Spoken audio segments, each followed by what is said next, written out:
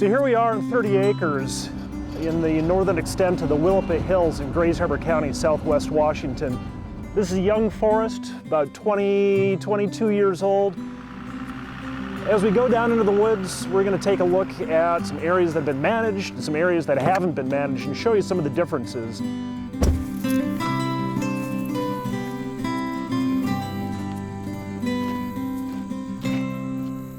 A lot of people think the best thing to do with their forest is nothing, to not manage it. I always encourage forest owners to be active managers of their forest, whether their objectives are purely conservation or generating revenue. This stand really is in desperate need of thinning and of active management. This is a Douglas fir plantation. It was planted after the site was clear cut, probably at about 350 trees per acre, and has never been thinned. The consequence of not thinning is you have a very, very dark forest.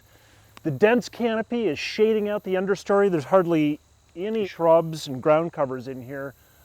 A lot of dead branches, and these are creating ladder fuels for fire. If a ground-based fire were to come through here and catch in some of the fine branches, it can get up into these lower branches and carry up into the canopy, and once that fire's in the canopy, it's really, really devastating.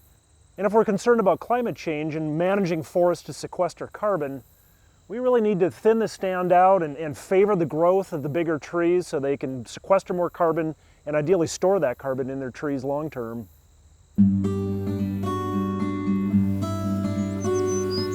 Most forests that I come across are overstocked. They are an artifact of past mismanagement. And to me, a forest is just a much, much larger, much more diverse garden. And if you want a healthier garden, if you want larger carrots, you've got to thin the carrot patch.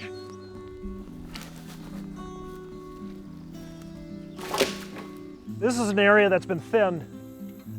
Looks really different than the other stand we were in. There's a lot more light in here. We're getting more shrub diversity. There's a little gap over there where alder is growing. If we want to improve the biodiversity and the resilience of Northwest forests, we have to take an active management approach.